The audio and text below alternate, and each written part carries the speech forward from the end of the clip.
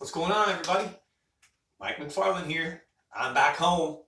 Um, Man, Brooke and I had the adventure of our lifetime. I know I gave you a rundown right there on the river, that White River in Arkansas. And it looked like you guys enjoyed it because we got probably twice as many views on that than we normally get. So I don't know if it was just a picture in the backdrop that really drew the attention. But before I share this week's rundown with you, I do want to share a few things about the trip. It was spectacular. We started out watching a concert in Kansas City at the Kansas City Chiefs Stadium. We got to watch Parker McCollum. We got to watch Little Big Town. We got to watch Chris Stapleton, and then of course the King, George Strait. Um, Sunday we got up and we headed straight to the White River, and we spent 4 days on the White River at Gaston's Lodge. If you have never, first of all, seen the White River in Arkansas in the Ozark Mountains, it's mind-blowing. It's below Bull Shoals, the Beavers, I think it's called Beavers Dam at Bull Shoals.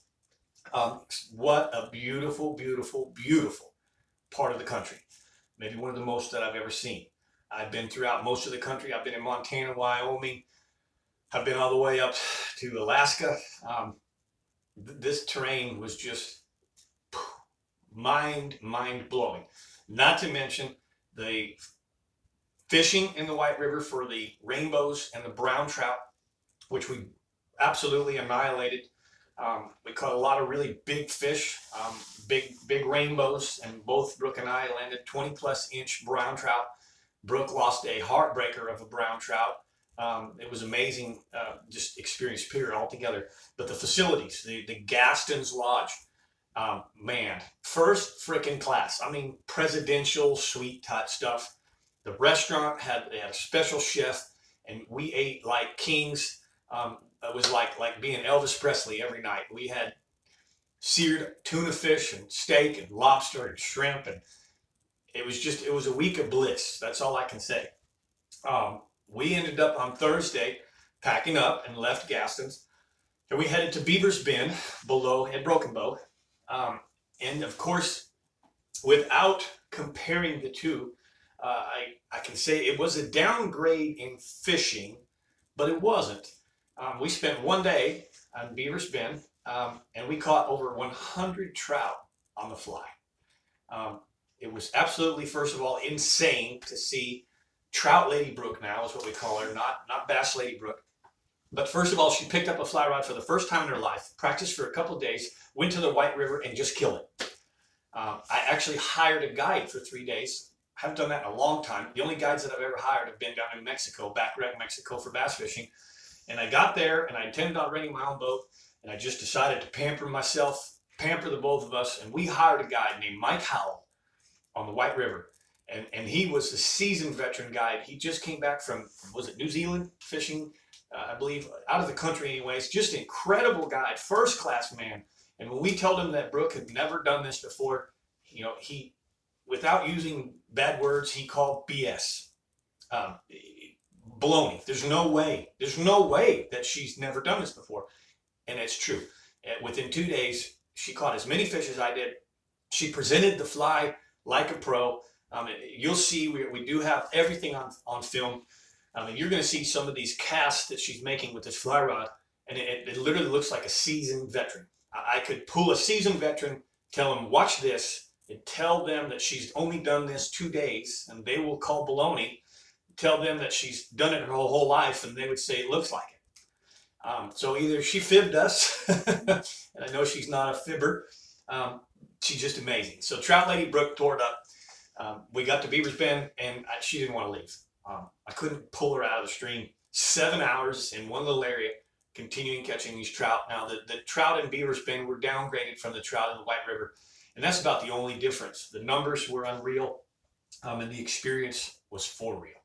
So very grateful to have Brooke as one of my best friends and partners and buddies, and I'm grateful that she got to go on this trip with us, with me, at McFarland Fishing.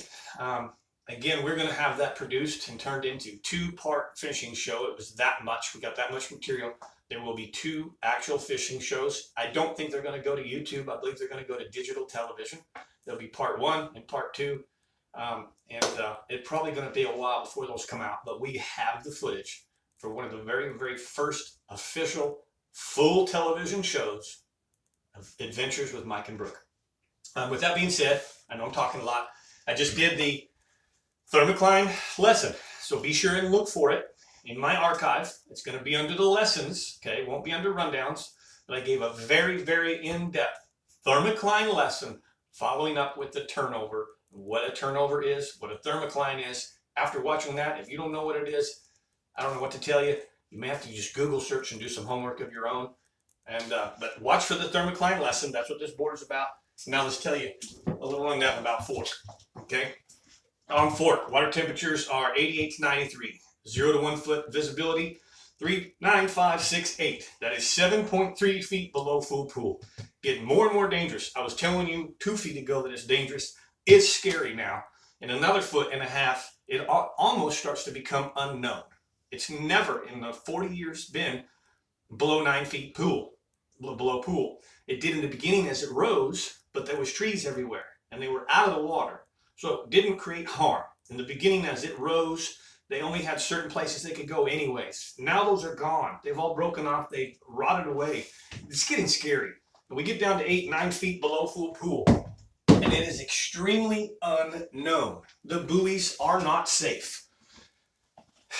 Explore at your own risk. So pray for rain. We really need rain. We need heavy rain that will saturate the ground, fill the local ponds, because the ground in the ponds have to be full before Lake Fork will change. 2 inches of rain ain't enough. That will saturate the ground, begin to fill the ponds. We need a doozy. We need to have, unfortunately, some serious tropical weather come this September, October. I hate to say it, but Houston and Beaumont and some of those areas pay the consequences. But that's part of life, and that's where they live. I don't pray for that. I don't pray for a big hurricane that hits the coast and floods everybody out. But we're kind of in that point where we need that, and that's how Texas gets most of its water. Every so many years, we have that happen, and that's what maintains these lakes. It's not the spring rain. Spring rain will not fill up 8 feet of Lake Fork, okay? So pray for some rain. Pray that it comes in a smooth way, maybe 3 or 4 handfuls of tropical storms and not hurricanes. Fishing is still great. The thermocline lesson that I just gave says it all. That's where you should be fishing. Shallow water, shell beds, main lake points early in the morning with top waters, big Texas rig worms, shaky head worms, and football jigs. Shallow, and I mean 8 feet or less, okay? Shell bed, wind-blown points. Once that morning is gone, by 2 hours of the morning, you need to figure out how to find the thermocline and fish in the thermocline. If you're not doing that, you're fishing where there are no fish. Depleted oxygen levels below, high water temperatures above. You got to be in that key habitat zone, which is generally about 18 to 22 feet of water on Lake Fork. You can find the deep trees, like I show here in this diagram and in the lesson. You can also find humps, underwater humps that will sit right there at that 18 to 22 foot. The top of the hump is sitting in the thermocline zone, and that's a good area to be as well. But that's the rundown. I appreciate you watching. Please, again, the numbers keep growing in the public subscription. And I ask that you tell your friends about it. Share this, share the thermocline lesson with people. Tell people about this lesson. This is a big growth,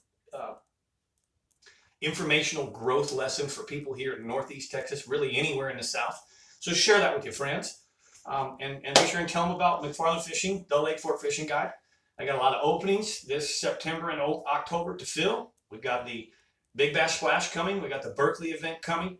If you're worried about navigating the lake, hit me up. I can show you in a quick half day where you can run, how you can fish this lake. And if you want the fishing information as well, we can kill 2 birds with 1 stone, show you how to find them and catch them when the lake gets turned over. That can be really ugly and hard to figure out, okay? With that being said, again, I can't thank you enough. Please consider members only subscription. It's $4.99. I just gave you guys some really good information. I gave you a public super lesson, but I'm going to go tell the members a little more detail about colors and areas of the lake that they should be fishing right now, and key tips and tricks how to catch these fish. Okay, so consider the members only subscription. It's $4.99 a month. That's all I ask. Man, how many jigs, how many crankbaits do you lose to the lake? How much fuel do you burn in your truck and boat going there and back?